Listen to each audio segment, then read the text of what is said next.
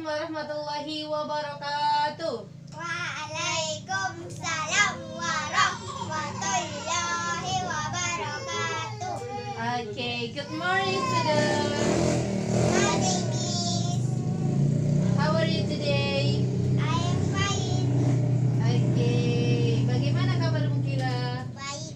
Baik. Jadi our lesson today is about English. Jadi pelajaran kita hari ini adalah bahasa Inggris. Okay. Before we start our class today, let's we pray first. Jadi sebelum kita memulai pelajaran kita hari ini, mari kita berdoa. Berdoa dimulai.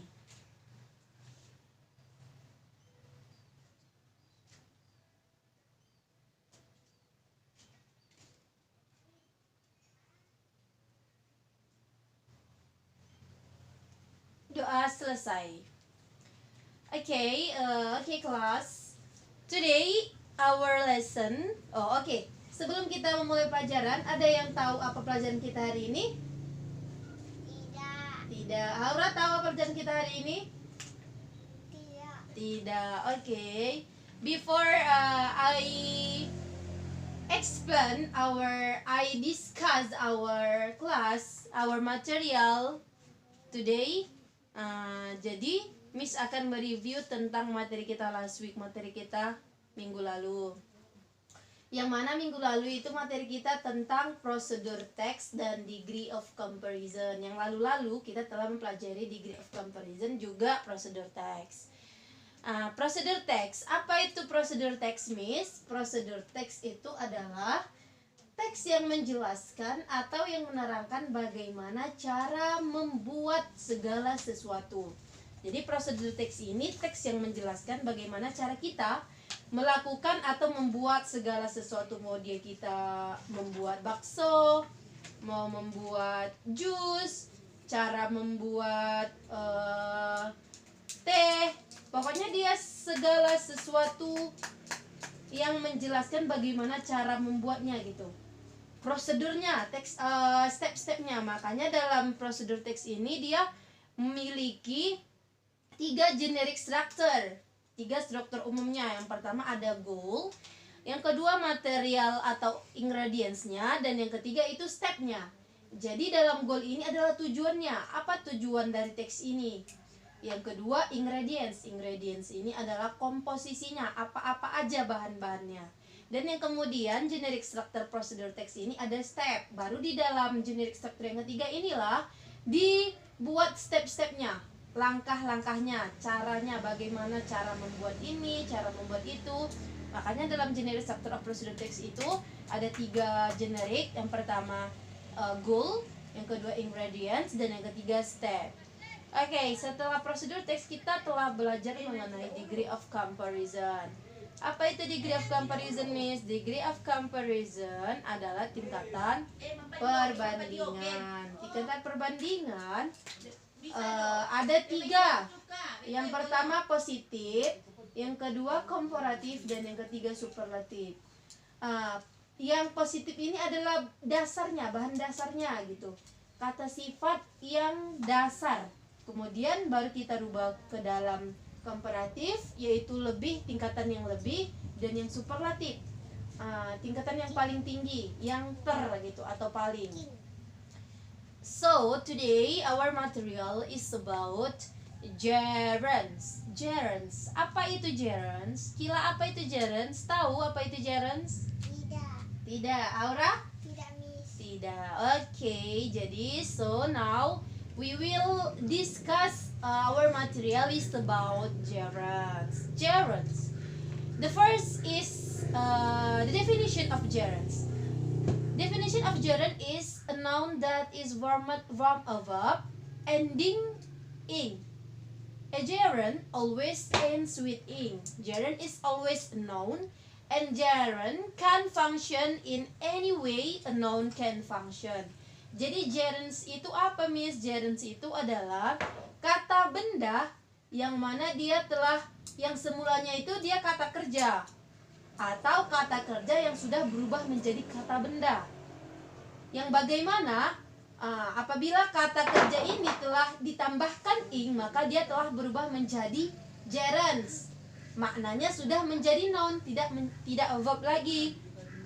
Apabila verb ini sudah berubah menjadi noun, nah itulah yang dikatakan dengan gerunds.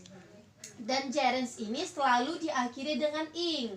Apabila kata kerja yang selalu kita akhiri dengan ing, maka itulah yang disebut dengan gerunds. Okay. Second is a function of gerunds. The function of gerunds. There are some functions of gerunds. The first one is gerunds as subject, because a gerund is a noun. It can be the subject of the sentence. Jadi gerund yang pertama ini ada fungsi dari beberapa gerunds. Yang pertama gerund sebagai subjek. Gerund sebagai subjek. Contohnya apa, Miss? Example, singing make Sarah happy. Artinya bernyanyi membuat Sarah bahagia, membuat si Sarah happy atau senang. Singing is the noun doing the action. Jadi singing di sini itu adalah kata benda. Because it completes the action, singing is the subject of the sentence. Jadi singing ini adalah sebagai subjeknya. Yang kedua, second function of gerund. Gerund as direct object. Because a gerund is a noun, it can be the direct object. Example, contohnya. Yang kedua ada fungsi gerund ini sebagai direct object, sebagai objek langsung gitu. Contohnya apa, Miss? Contohnya itu Sarah enjoy singing. Sarah menikmati nyanyian gitu. Here, singing is the subject of the sentence. Enjoys is the verb and singing is the direct object. Singing is what Sarah enjoys doing. Okay, the third function of gerund. Yang ketiga dari fungsi gerund ini adalah gerund as indirect object. Because a gerund is a noun, it can be an indirect object. Example, contohnya apa, Miss? Contohnya, Sarah made singing a priority. Artinya, Sarah membuat nyanyian itu sebagai prioritasnya. Jadi, singing is a noun following the verb. Jadi, singing ini adalah kata benda yang mengikuti kata kerja. Yang kata kerjanya itu mana? Made, yaitu membuat. Priority is the direct object of the sentence. Singing is a noun action as an indirect object in the sentence. Okay, the next function of gerund. Gerund as a subject complement. Gerund sebagai subject complement. Because a gerund is a noun, it can be a subject complement. Karena gerund ini adalah kata benda, maka dia bisa menjadi subject complement. Example, contohnya, it was singing that made Sarah happy. Here, Sarah is the subject complement of the sentence because it follows the linking verb was. It is the subject and the gerund singing their verbs as the complement. Okay, and the last of function is gerunds as object of preposition. Jadi fungsi gerund yang terakhir ada gerund as object of preposition. Kenapa? Because a gerund is a noun, it can be the object of preposition in a prepositional phrase. Gerund sebagai objek dari preposition. Contohnya, besides singing, Sarah likes dancing. Bagaimana itu, Miss, gerund as object of preposition? Contohnya itu yang Miss bilang, besides singing, Sarah likes dancing. Di samping bernyanyi, si Sarah ini menyukai tarian. Walaupun maksudnya itu di samping si Sarah suka bernyanyi, Sarah juga suka menari. Here, Sarah is the subject of the sentence, like is the verb, and dancing is the noun atau direct objeknya. However, besides singing has been added to the sentence as a prepositional phrase opener. Singing is a noun and the object of the preposition. Besides. Okay. it is about our material today. Jadi inilah pelajaran kita hari ini, yaitu mengenai gerunds. Ya, yang pertama itu ada pengertian gerunds yang telah Miss jelaskan tadi, dan yang kedua ada beberapa fungsi dari gerunds tersebut. So, setelah Miss menjelaskan, after I expand all about our material today, any question? Ada pertanyaan? Akila, ada pertanyaan? Enggak. Haura? Enggak. Oke. Because sudah mengerti? Sudah. Because you have understand about our material today, I will you make the other example. Jadi Miss mau kalian membuat contoh lain dari fungsi gerund. Yang pertama Miss mau kalian membuat fungsi gerunds dari gerunds as subject. Yang kedua, dua saja ya, gerund as subject, dan yang terakhir itu ada gerunds as object of preposition. Jadi kalian buat contoh lain dari fungsi gerund yang pertama dan fungsi gerund yang terakhir. Bisa? Bisa. Okay, I will give you a few minutes. Okay.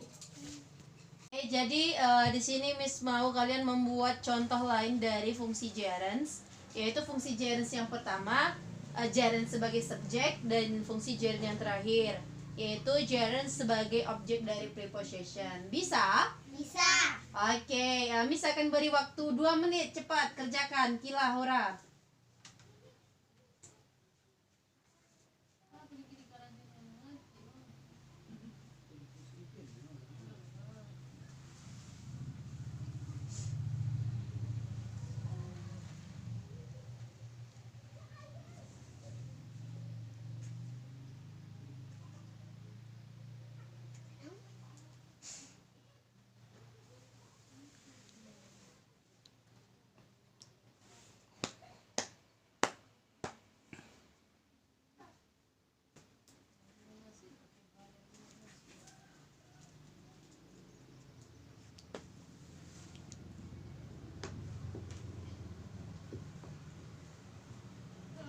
Sudah siap, Kila? Sudah. Hora sudah siap? Sudah.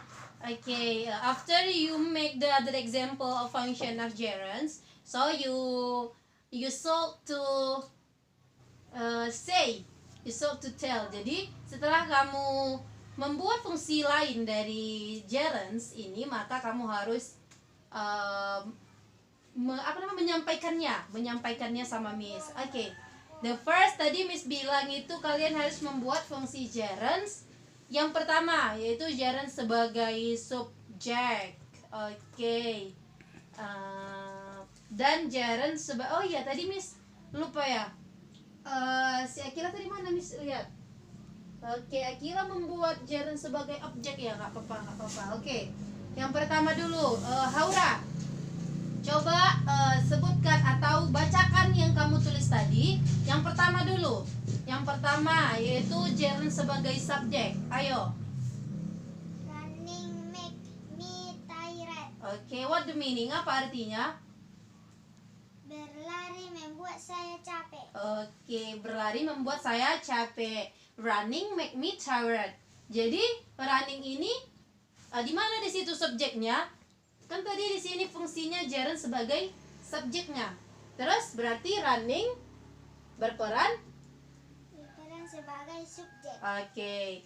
Jadi itulah di dalam fungsi gerunds ini kan ada gerund sebagai subjek. Dalam kalimat yang Haura buat tadi yaitu running make me tired. Runningnya inilah yang berfungsi sebagai subjeknya. Running itu yang berperan sebagai subjek. Udah paham? Udah. Akila? Udah. Paham. Oke. Yang kedua, Akila, tadi Miss lihat kamu membuat fungsi gerunds yang kedua yaitu gerund as direct object. Gerunds yang sebagai objek langsung gitu kan. Ya udah coba sampaikan atau bacakan apa yang kamu tulis tadi. I am enjoy swimming. I'm enjoy apa itu? Swimming? Oh, okay. I'm enjoy swimming. What the meaning? Apa artinya? Saya Mati Oke, I'm enjoy swimming. Jadi swimmingnya itu berperan berperan sebagai sebagai objeknya. Oke, betul. Jadi dalam kalimat yang Akila buat tadi, I'm enjoy swimming. Jadi swimming dalam kalimat itulah yang berperan sebagai objek. Makanya itu fungsi dari gerund itu kan ada sebagai subjek dan ada sebagai objek. Kalimat yang pertama tadi itulah gerund sebagai subjek yang dibuat Haura, dan yang kedua tadi gerund sebagai objek, kalimat yang dibuat oleh Akila. Oke, and then tadi Miss juga suruh kalian membuat kalimat, contoh kalimat lain dari gerund sebagai objek dari preposition. Oke, yang pertama dari Haura dulu, coba bacakan. Apa contoh yang kedua tadi? beside reading I like. I like writing. Oke, beside reading, I like writing. What the meaning? Apa artinya? Di samping membaca saya suka menulis. Oke, di samping membaca saya suka menulis. Oke, beside reading, I like writing. Itu contoh lain dari gerunds as object of preposition. Betul. Oke, Kira, coba bacakan apa yang kamu buat.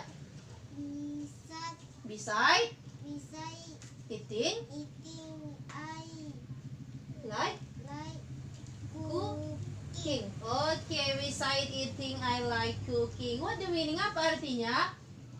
Di samping Di samping memakan saya suka memakan masak. dan masak. Tadi kan memasak kamu buat. Oke, betul. Beside eating, I like cooking. Di samping memakan, saya suka memasak. Oke, good. Betul sekali. Itulah contoh lain dari gerunds as object of preposition. Betul sekali.